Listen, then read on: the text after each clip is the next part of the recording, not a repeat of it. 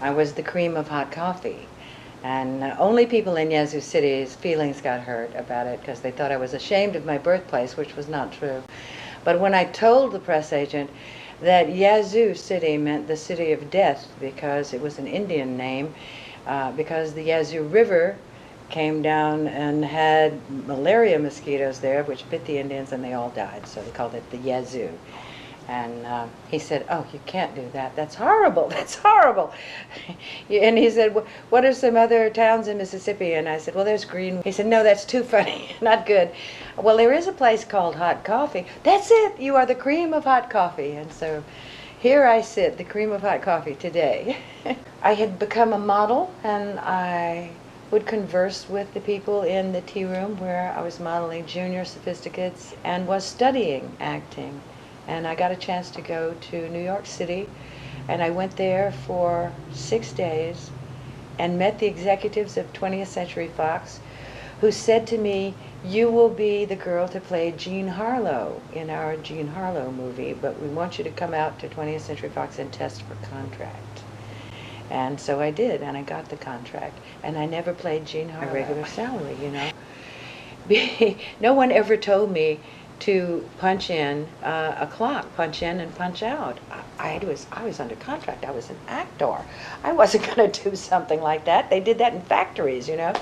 And I didn't think of a movie studio as a film factory. I thought of it as an artistic place to do my work, you know. Well, that was a little naive of me, I'm sure. And I happened to wave at the assistant director with whom I had worked on Say One For Me, and he was walking with Eddie Dmytryk, who was about to make the remake of The Blue Angel with my Brit and Kurt Jurgens. And so I got in that picture from waving hello. And while I was in costume for that, as I had told Kurt Jurgens in the picture that the clown had died in the act, and so he then becomes the clown. Ladies and gentlemen, Elijah updates. It's really sad and time. It's a sad moment after the Stella Stevens has died at the age of 84. She has been the Hollywood actress for a very long time, and she starred in the Poseidon Adventure and the Nutty Professor. Yes, yes, her family has just confirmed the death, and Stella Stevens, known for starring in Nutty Professor, died of Alzheimer's disease before her son Andrew Stevens revealed. Yes, and the list.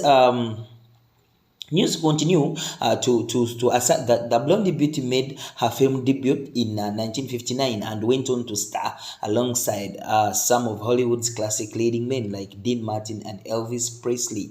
Yes, and Stella Stevens battled Alzheimer's for a very long time, and that's the cause of her death, as she died right now. She was born as Estelle Eldeston in 1938 in the Mississippi. She's a Mississippi native, and eventually moved to Memphis, Tennessee, where she met and married her husband, an electrician named Noble Herman Stevens, at the age of 16. Yes, she gave birth to their son Andrew Stevens in 1955 and divorced Noble 2 years later. Yes, that is it, and the family is asking for maximum privacy in this trying moment as it tries to process the sudden death of their own Stella Stevens. But still, yeah, let's keep up praying. Let's keep the prayers up.